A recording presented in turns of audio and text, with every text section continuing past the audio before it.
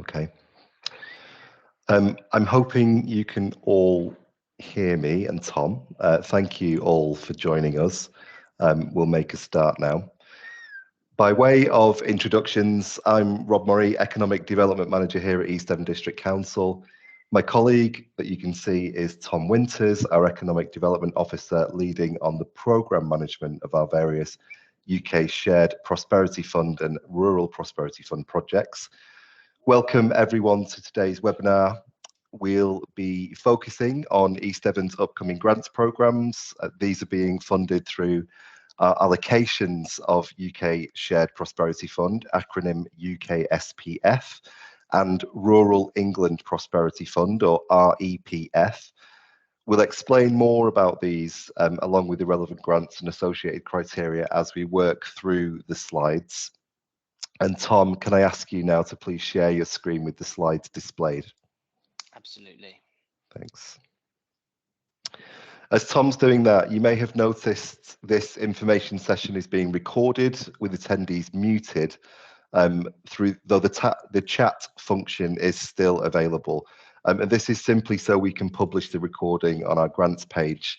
And that way, lots more East Devon businesses and organisations who can't be here today can watch later on and get up to speed. So the agenda for today. Firstly, we'll briefly explain the UK SPF and REPF. We think it is useful for potential grant applicants to have just a working awareness of these central funds, because the grants we're making available through them have to be consistent with the published government guidance, priorities and criteria for each of the funds. Tom will then introduce our upcoming business-focused grant scheme, the Innovation and Resilience Fund, second round.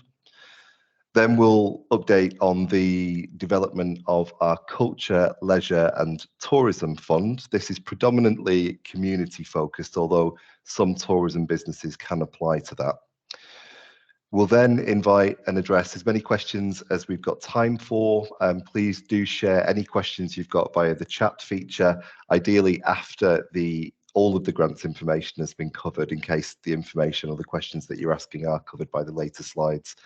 We'll then go through these to provide answers or relevant guidance where possible. Next slide, please, Tom.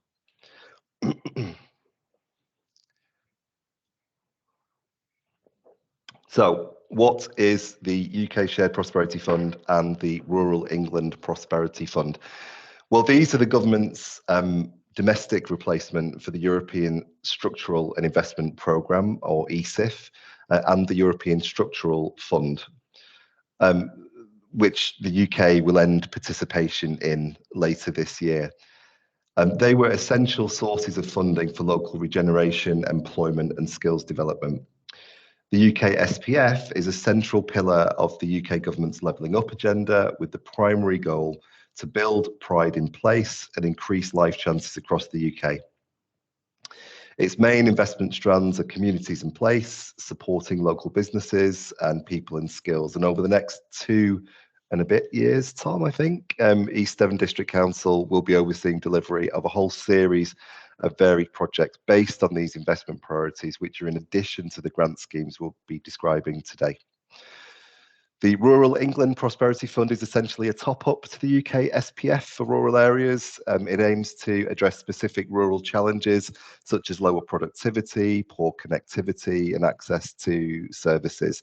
It's a replacement to the EU Rural Development Programme for England and provides small-scale capital funding to support rural businesses, farm diversifications, new or improved community infrastructure and services. Both the UK SPF and REPF sit alongside the regeneration-focused Levelling Up Fund, but with less overall funding allocated to it. So in a nutshell, that's the central funding context, simply to be aware of. What I think is probably more interesting for many of you joining us today is that a significant amount, in fact 42% or 1.12 million, I think, of our overall 3-year UK SPF and REPF allocation from government is being distributed via our 2 business and community focused grant schemes, which I'll now hand over to Tom to update on. Brilliant. Thank you very much, Rob. So we'll start first of all with the Innovation and Resilience Fund 2. So some of you may be aware of the first round of the IRF, which sort of took place between 2021 and 2022. And people may recall that that was primarily using sort of government COVID business grant funding and East Devon's own funding as well. And that was a success. I think we had about 50 projects that we supported in total there. And we were also awarded an award from the FSB as well for that particular fund, which was encouraging. So we wanted to sort of bring that back using UKSPF and REPF funding, as Rob mentioned. So we do have funding available for this or the coming financial year, which is, what was it, 2023-24, and the next financial year as well. But you can see in the first bullet point there that most of the funding will be sort of distributed next year. But for this sort of round 2, we do have funding, and we look to be aiming to launch the scheme soon, although I'll come on to that. So essentially, the IRF2 grant scheme must be used for capital expenditure for a specific transformational project. By transformational, we essentially mean it either needs to create or safeguard jobs or increase productivity. And in terms of how much applicants can apply for, the minimum is 2,500. The maximum is 20,000. So it's a bit less than the original IRF. I think it was up to 50,000. So that's just to obviously accommodate. We've got a lot less funding for this than we did originally. But nonetheless, it's still a good chunk of funding. And I should mention as well that a new feature of the RF is that we do expect businesses to match fund at least 50% of their total project cost. So, for example, if your total project cost is £30,000, the maximum you can apply for the IRF2 would be 15,000. And it's also important to mention as well that all applicant businesses must be primarily operating and trading within East Devon, and businesses can't be in administration, insolvent, or as I say, operating outside of the district. I should also mention as well that this particular scheme has been approved by our UKSPF panel, which is a panel of councillors from East Devon who have approved the policy for the scheme. And also the sort of basic premise of this scheme has been approved by government in our UKSPF bid, which we submitted last year and was subsequently approved. What I should mention is that IRF2 funding cannot be used to pay for VAT. So that must be incurred by the applicant in addition to the match funding. I know that's an important factor to be considered for some applicants. Also, a new addition to the IRF is the 3 pathways. So all applicants will now be required to apply down a particular pathway, and they are as follows: the Net Zero Innovation pathway, the Rural Productivity pathway, and the Farm Diversification pathway. So any type of business can apply under the Net Zero Innovation pathway, as long as what their project will be sort of looking to deliver has a strong net zero focus. I'll come on to that in a moment. We'll also be allowing collaborative bids for the Net Zero Innovation pathway, where businesses look to work with sort of public sector, institutions, education providers, that sort of thing. The significance, Tom, of the different coloured squares there, you can see the net zero is bordered in blue.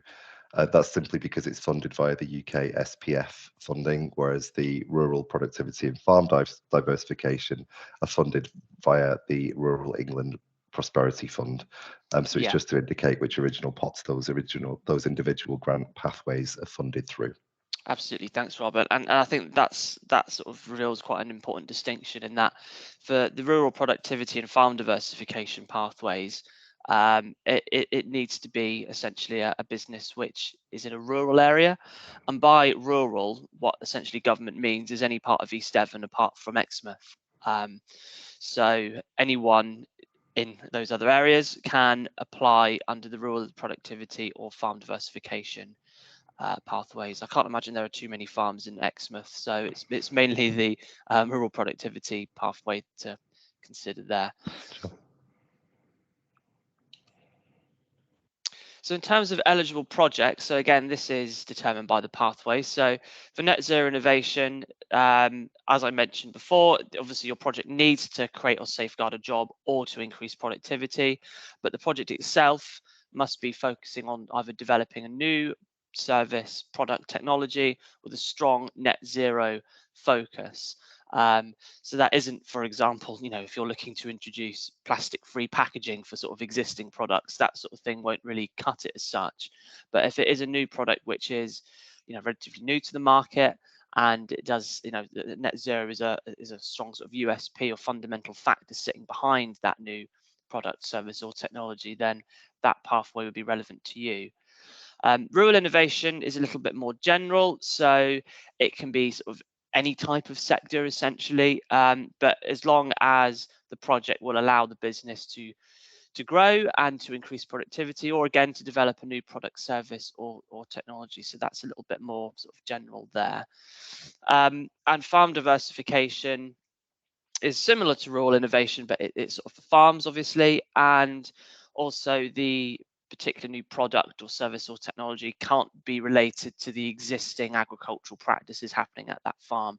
So if you're a dairy farm and you want to start producing things like cheeses, for example, you won't be able to use the IRF2 because that will be relating from your existing agriculture. But if you're looking to use a section of the farm to develop a sort of tourism focused provision, then that would be fine. This would be the sort of route you'd essentially be coming down.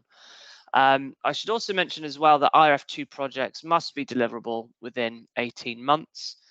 And although this is essentially a sort of capital expenditure scheme, there is a small amount of revenue funding which can be utilised under the net zero innovation scheme. So if you're looking at doing some sort of feasibility study for the net zero innovation, then if you talk to us before your application, we can discuss that. So turning now to the application process. So I should point out that we were originally seeking to launch the IRF2 this month. However, there has been a delay by DEFRA, who's responsible for the Rural England Prosperity Fund. That announcement, well, we were hoping to get the announcement in January. That was the sort of deadline that DEFRA set themselves, but that's been missed, unfortunately. We still haven't had confirmation of when we'll find out we'll get the funding, but that has essentially mean we'll have to postpone the launch of IRF2. I'm hoping that it won't take much longer. I should mention that the UKSPF, which is another source of funding for these schemes, was delayed by about sort of 2 months. So we were looking to sort of launch the scheme around now, but as I say, unfortunately, because of those delays, we're going to have to postpone that. And we're also getting closer now to local elections, which will be happening in May of this year. Again, because of the delays, the elections are now going to be in the middle of when these schemes will be launched. So because we will require East Devon District Council councillors to be determining who will be getting the funding, with elections there, that will mean really funding won't be awarded to applicants until around June time. So that is something applicants will need to consider. But once the scheme has essentially launched, then businesses will first of all need to submit an expression of interest. That can be submitted online with an application form where you essentially give us a brief sort of overview of your project. We'll then have a look at it and just sort of double check to make sure that it's sort of in line with our policy and the pathways. If that's successful, then you'll be invited to submit a full bid application, which will be an application form in Word format, Microsoft Word, which you can fill in and complete and then return back to us via email. We then score those applications. That then goes to the UKSPF panel, which I mentioned a moment ago, and they're the ones who ultimately decide who to award funding to and who not to. And before any funding is released, applicants are asked to sign a funding agreement, which is legally binding and basically commits the applicant to delivering the project as outlined in their application form, and not to obviously go off and spend it on other inappropriate things. So that's sort of the purpose of that. I should mention as well that in the full bid application form, applicants will be required to provide copies of quotes for the items that they're looking to purchase. So that might be something that if you're interested in applying, you might want to start looking into now. Obviously, I appreciate most quotes sort of expire after a certain amount of time, but you might want to just sort of get a basic understanding of how much your project will cost for the expression of interest stage. And that will certainly help you in your full bid application. So in terms of further guidance, as Rob mentioned, there will be a sort of Q&A session following these slides. But any other questions which sort of aren't picked up there, we do have a policy document which is available online. The link's there. I'll make sure that I put that in the chat as well after the presentation, so you can get a link through to that. And obviously, because we don't know quite when the scheme will be launched yet because of the delay that I mentioned, anyone who is signed up to our business bulletin, which is sort of e-newsletter, will be informed via email as soon as those schemes are live. So I'll progress now to the second of the two grant schemes that we're presenting on today. So this is the Culture, Leisure and Tourism Fund, the CLTF. This is essentially the sort of community-focused cousin of IRF. For those of you who applied for IRF 1, community organisations were able to apply under that, but not many of them got funding. We know there's lots of demand out there for sort of village halls and other community groups to do things like install sort of solar panels and things of that nature, air source heat pumps. So this is essentially what this grant scheme is looking to capture. I should mention front and foremost that this scheme is still being finalised. Originally, we wanted to launch this sort of April or May time, which is why things are still sort of in development. I mean, the fundamental elements of this scheme won't be able to be changed because we outlined them in our bid to government, which has been approved. But some of the minutiae might change between now and launch, but we'll obviously make sure that's clear in the policy. So similar amounts of funding for this scheme. And again, there'll be another round of it next year with more funding as well. And rather than there being 3 pathways, there are essentially 2 pathways for this scheme. One is the Rural Culture and Leisure pathway, and the other is Sustainable Tourism. So in terms of rural culture and leisure, basically any rural community organisation with a cultural leisure focus can apply under this pathway. And again, by rural, we mean anywhere in East Devon apart from Exmouth, essentially. There is a map that we will have a link to on the website so people can see, you know, if you're close to the Exmouth boundary, whether you can apply or not. And in terms of the Sustainable Tourism pathway, again, there's a much smaller pot of funding there, I should mention. So that's obviously something to factor in. But essentially, it's any East Devon tourism business can apply under that pathway. And again, we'll have a definition of what we mean by a tourism business in the policy, but I think it will be a relatively sort of common sense definition of what we mean by tourism. So it'll be quite general in that regard. Tom, with the culture focus as well, is it fair to say that the definition of what constitutes a cultural organisation will be fairly broad, that may bring in quite a number of community groups? Exactly, yeah. I mean, if, for example, there's a village hall and they've got things like, you know, they do things like yoga in there, or, you know, sort of theatre and things of that nature, then again, we'd regard that as having a cultural or leisure focus. So we are trying to keep it quite general. It's just, for example, if there's community organisations which, you know, have a specific focus on something which isn't cultural or leisure, we want to make sure that, you know, they're not able to sort of get involved in the same regard. So that's important to make a distinction there. So yes, in terms of eligible projects, so this is a lot more focused than the IRF. So there are particular types of equipment that applicants can choose from. So as I mentioned, things like solar panels, turbines, where that's relevant, air source heat pumps, EV charging. I should mention as well that this funding can't be used to replace existing equipment. So if you've got existing solar panels that you want to replace, or if you've got existing loft insulation, double glazing, you can't use this scheme for that. But if you're introducing new equipment, something that you don't already have, then this fund will be relevant to you.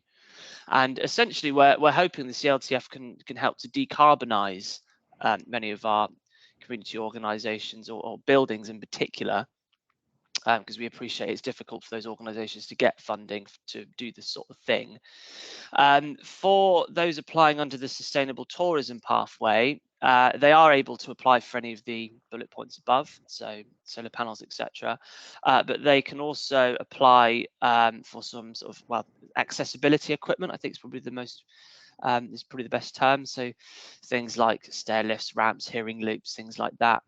We are looking to see whether those who apply under the Rural Culture and Leisure Pathway can also utilise this accessibility funding as well, not just tourism businesses. We won't know that until we hear back from DEFRA regarding our bid, which, as I say, we were meant to have found out in January, but we still haven't heard yet.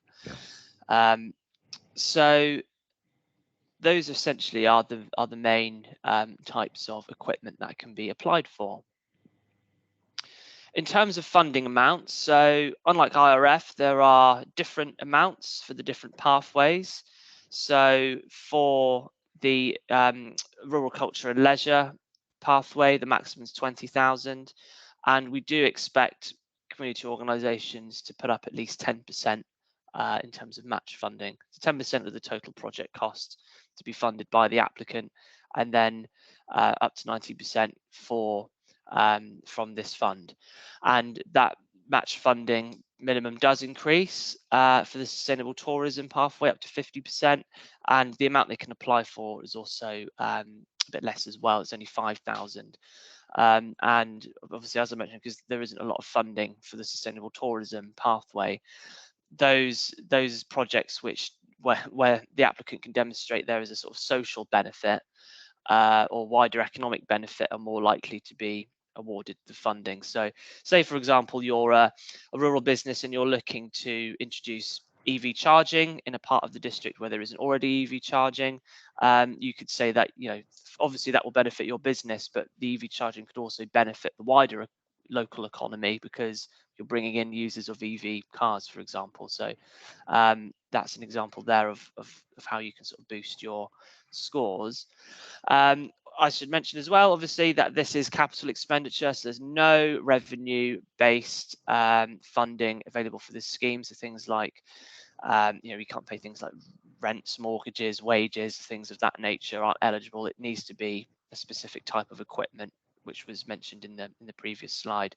And obviously, again, all of the applicants who apply for this scheme must operate within East Devon or have a specific building within East Devon in order to equip this equipment. Tom, it's worth clarifying the discrepancy there in the match funding requirement between the Rural Culture and Leisure Grant and the Sustainable Tourism Grants.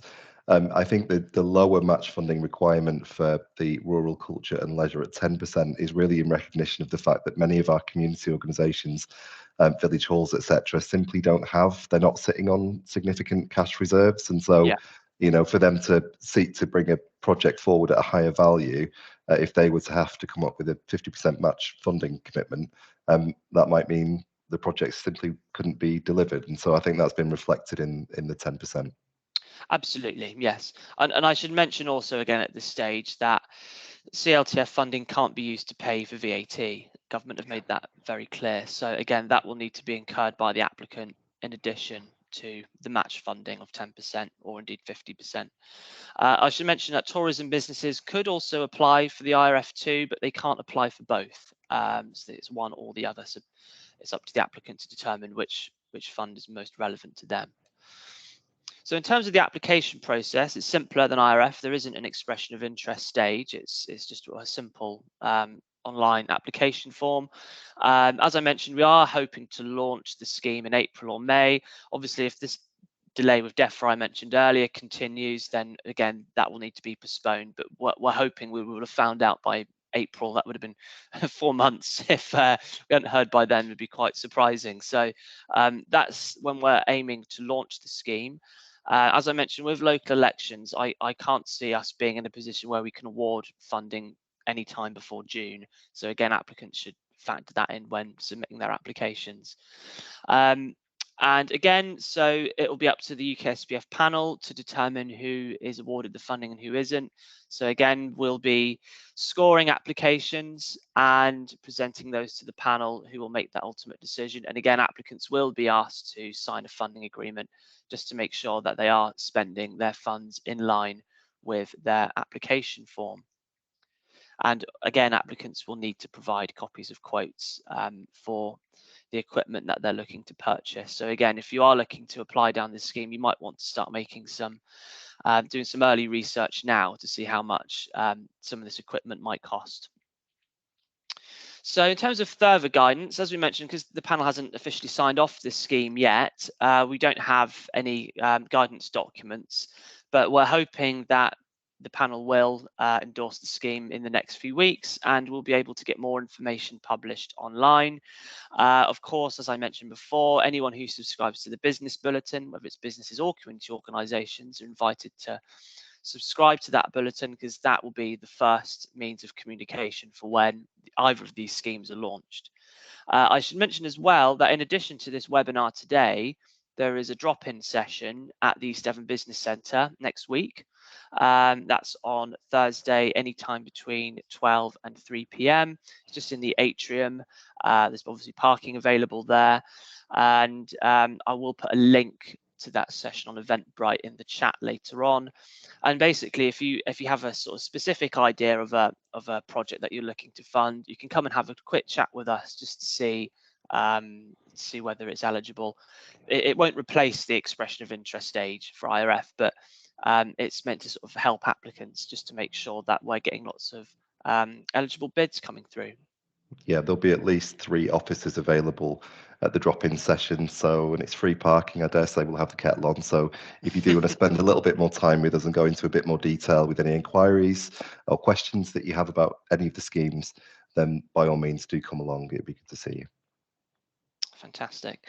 So I'm going to stop sharing my screen now, and we can start taking some questions that are in the chat. Are you happy, Rob, to sort of read them out, and I can try and answer them where I can? By all means. Before we kick off with this one, Tom, can we just, you mentioned the UKSPF panel. Yes. Is it worth clarifying what the panel comprises? Who's on the panel? So the panel is a cross-party panel of, I believe it's 8 councillors from the various political groups, and they were nominated by their various political groups. They sit essentially on the panel to manage the UKSPF and REPF as a whole from a political perspective, and they are the ones who will ultimately decide, who's awarded the funding and who isn't, to make sure that it's obviously transparent and there's a democratic decision-making process there. And yeah, those sessions are recorded. They're not put online as such, but obviously for the original IRF round 1, we have got a list of the successful applicants online. So again, anyone can see who's had funding and how much and what for. So we'll be doing the same with this round as well. That's great. Actually, that leads nicely into the first couple of questions we've got are from previously successful IRF1 applicants who were awarded funding. Are they able to come forward and apply for IRF2 this year? So the short answer is yes, they can. Of course, what we will have to notify the panel is that they would have been a previous recipient of funding. So that obviously that may impact the decision-making process of the members of that panel, but it won't affect how we score the applicants, or where they'll sort of rank in comparison to the other applications. But of course, if there is a lot of demand for this, members may decide to prioritise funding for those who haven't had IRF funding before. And the same thing when we go into IRF3, which will be next year. Again, if you've had funding for IRF2, the same will apply there. So the short answer is yes, but obviously applicants should factor in that members might want to prioritise those who haven't had funding before. Good point. Thank you. Another question on the timings for application, assessment and processing through to the grant award being made. I guess that takes in the different stages of expression of interest, the full bid, and then the panel decision-making process. Absolutely. So I suspect the expression of interest stage will probably be around a month, and I think the full bid stage will probably be around a month as well for IRF2. For the CLTF, again, we haven't determined that yet. Again, it might be, I suspect it'll probably be around a month, maybe 6 weeks for applicants to get their applications in. But again, that's why we're doing events like today, just so we can allow potential applicants to do some of that early prep, so that when the scheme does launch, you're in a better position to submit a bid. So hopefully today's been of value. And you've explained how the elections impact the decision-making capacity of the panel as well. So it will be, June, we think, before funding is administered through even the IRF. Yeah.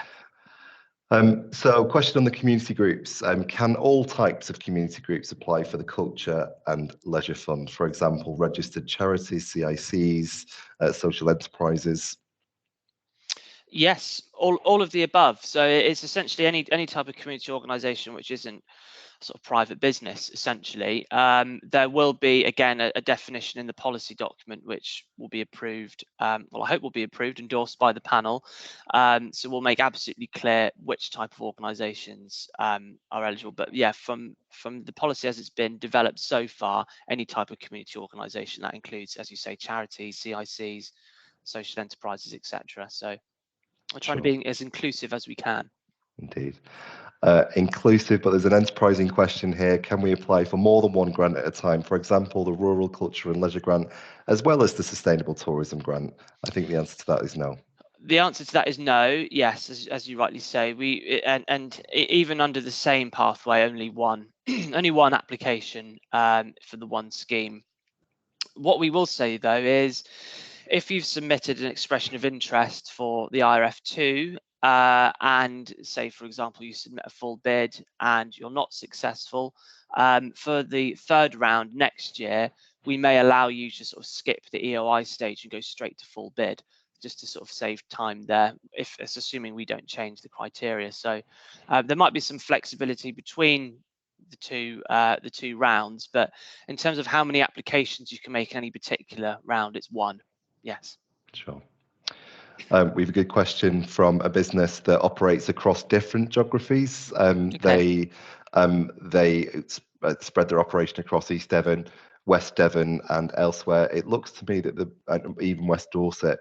It looks to me that the majority of their business is done within East Devon, but for me, how do we decide how a business is predominantly trading within the district? It might be one that is a good one for the drop-in session on the 2nd of March. I think the detail will be important here. Yeah, so I'm assuming this is for IRF2. So when an applicant applies for the expression of interest, they'll have to input, for example, if they're registered on Companies House, what their Companies House number is. If we see that, obviously that address is in East Devon. And we also check things like companies' websites to see, where they're based and that sort of thing. We do quite a lot of research in that regard. Yeah. So if there is a question about where the applicant is based, then obviously we'll raise that with the applicant on a case-by-case basis. For example, we have had cases where businesses have been registered outside of the district because that's where their sort of solicitor's based or accountant or whatever, but they do primarily operate within East Devon. So again, we look at that on a case-by-case basis, but the phrase we use is that they predominantly trade and predominantly operate from within East Devon. So if your head office is in Exeter and you do trade all over Devon, then you probably, most likely wouldn't be eligible for funding. But say your head office is in East Devon, or maybe you're self-employed and you live in East Devon and you do the majority of your trade here, then you would be eligible. Sure. Great. And if that business wants to know any more details, then by all means come along on the 2nd of March to the business centre in Honiton from 12 till 3, and we can discuss it and look at it in more detail. Absolutely. We have another question on existing costs incurred towards a project that they intend to seek funding for through the CLTF. So this is a tourism business looking for contribution towards the cost of solar panels. Some costs have already been incurred. Would it make them ineligible? My understanding is it wouldn't necessarily make the project ineligible, but the existing costs could not be included within their grant request. Yeah, so yeah, I think there's two distinctions to make here. First of all, it's you'll notice that we've used the word project quite a lot. So it has to be, your project could be installing solar panels. Your project could be launching a new product. Your project needs to have, basically, if you've already started your project, it's not eligible for funding for either of the schemes. So it needs to be a new project. And again, if you've already sort of spent funding on, or spent your own funds on delivering an element of that project, you can't sort of say that's match funding, because it's already been spent. So match funding has to be money which hasn't been spent yet, which is available to you. Either it could be your own funding, or it could be funding from another source that you've got. So yeah, it needs to be a new project, and the match funding needs to be unspent. Sure. I think this particular question, the money that's been paid is to Western Power to confirm connection to the grid. Now, that could come under feasibility expenditure, which wouldn't necessarily invalidate the application. I think that's fine then. Yeah, we'll have to make sure that's clear in the policy, because essentially you're enabling yourself to be able to deliver the project. You haven't necessarily started the project. Depends how you define the project, I suppose. But yeah, I think that sort of thing we'll be fine with. Again, these are things we'll be picking up probably on a case-by-case basis. Yeah. The policy can't capture every single scenario, so we do have to be pragmatic. Indeed. A question on timescales. I presume the 18-month period for completion of the project is from the first day of essentially your funding agreement and the funds being transferred. Absolutely, it's the date of when your funding agreement is signed, essentially. So it'll be signed first of all by the applicant and then by ourselves. And once that is fully signed, then the payment goes out. I think it normally takes 3 to 5 working days for the payment to come through. And from that point, yes, you have 18 months. And there is a monitoring and evaluation process as well. Existing recipients of IRF will know that every 3 months, those who have received the funding will have to do a sort of quick progress report. Once you've completed your project, after 6 months, if it's sort of over a certain amount, we'll even come and do a site visit just to sort of see how you're getting on. So, and of course, as you mentioned, Rob, at the beginning of this session, because this is government funding, we have a lot more boxes to tick in terms of our reporting. So we'll be hot on that, essentially. Well, we certainly tried to minimise the sort of the bureaucracy around this, and the progress reporting is not an arduous task. The 3-month updates are really quite quick and straightforward. Yeah. And I should mention as well that a lot of the application forms, etc., for IRF2 have been taken from IRF1, and we did ask businesses, a certain subsection of businesses, to come and sort of sense check the application form and make sure it's not too onerous, not too lengthy. So it has been through that process, and hopefully the application process will be relatively straightforward. I don't recall there being too many issues for the first round. Likewise. A question on separate bits of kit. So if funding for an air source heat pump is applied for, could the boiler upgrade scheme funding also be applied for? Yes, so this is essentially, so you're essentially applying for sort of 2 separate funds, the CLTF being one of them. I'm guessing that's the nature of this question. So yes, you can apply for other sources of funding to match fund your CLTF project, as long obviously as that other sort of funding stream is happy for you to match fund with CLTF funding. So in terms of our schemes, yes, as long as you're able to demonstrate that you have funds, we're not overly fussed about where you've got them from, whether it's your own funds or coming from another funding stream. That's an important point. So the match funding requirement, which is reasonably high at 50% for many of the grant schemes, that doesn't need to be capital from the business's own coffers. It can include or be made up of investment, including grants from other sources. Yeah, that's absolutely fine. Great. Question on whether churches are able to apply. Would they come under the CLTF? That's a very good question. To be honest with you, that we haven't included that in the policy yet. As I say, we're still developing the policy. I'm not necessarily the project lead for the CLTF. I am for the IRF, so I'll be managing that project. So I will speak to the project lead of the CLTF who's developing that policy, and we'll explore whether the inclusion of religious institutions would be eligible. There might be something on the government's website about how these types of institutions, whether they're eligible for funding or not. There might be something there, so I'll have to look at that. It's worth double checking. We'll make sure that is clarified when the final policy is published. Absolutely. Can the other question, I think we've answered, can the match funding we need to provide be a grant from another source? Yes. Absolutely it can. Can a working men's club apply for this, I assume, for the CLTF? Again, well, it depends how it's constituted. So as long as it's not a sort of private business in that sense, if it is a it could be a charity or CIC or something of that nature, social enterprise, then that's absolutely fine. I imagine that would probably have a sort of cultural or leisure focus as well. Things like social clubs, that sort of thing, I suspect will be eligible. So in theory, yes. Great. And I think another fairly straightforward one, we're a community amateur sports club looking at solar panels. It sounds as though this fits with the CLTF, and I think it sounds like it broadly does. It sounds like it probably does. Again, the same applies to the previous question. It just depends how they're constituted. Yeah. Sure. Question on a very small business. Are they able to apply? We're a single holiday property company looking to put PV and EV charging in place to reduce energy and attract more EV users. Would they be eligible to apply? It sounds like, so that sounds like that's a tourism Sustainable business. Tourism Fund, yeah. Yeah, so they would be able to apply potentially under the Sustainable Tourism Pathway for the CLTF.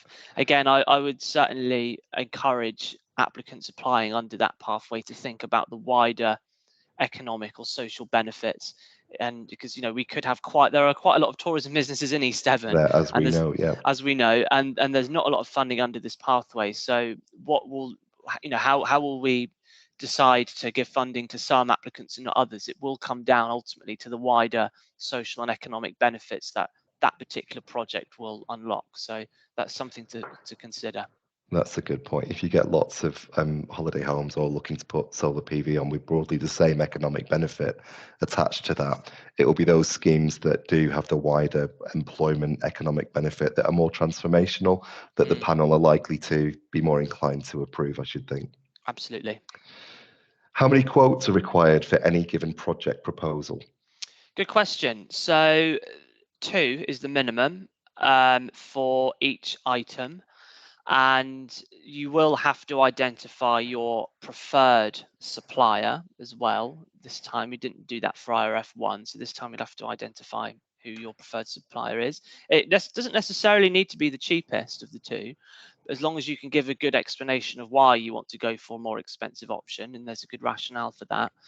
What I'll say as well is that obviously you can't use a supplier where you yourself are a shareholder or a manager or involved with it, or someone, a close family relative is a shareholder. That has happened before. We have looked into it and we have excluded that particular case. So that's something to think about. But yes, obviously, if you provide more quotes, then that may have a beneficial impact on how you're scored, essentially. So that's something to factor in as well.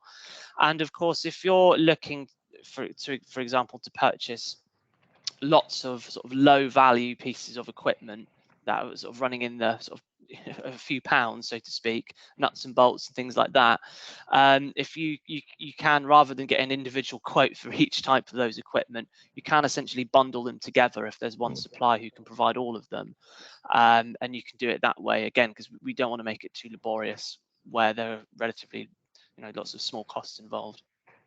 Great. We have a final question on whether the webinar will be available online after we finished and whether we can share the link. Well, yes, the webinar will absolutely be available online. That's the purpose of us recording it here today and you all being here as attendees. I think it will be on the IRF page, Tom, is that correct? Yeah, I suspect we'll probably try and put this up on YouTube, and then there'll be a link to that from the IRF page and the CLTF page once that's been developed. As I mentioned, we don't have a sort of web page yet for the CLTF, as Yeah. we're still developing the An early policy. But stage. in the next few weeks, when that's together, that will be available, and we'll make sure that that is also communicated via the business bulletin, which I mentioned. I still need to put a link to that in the chat, and also on social media as well. So if you are signed up to East Devon sort of Twitter, Facebook, Instagram pages, we'll make sure that that's included as well. That's terrific.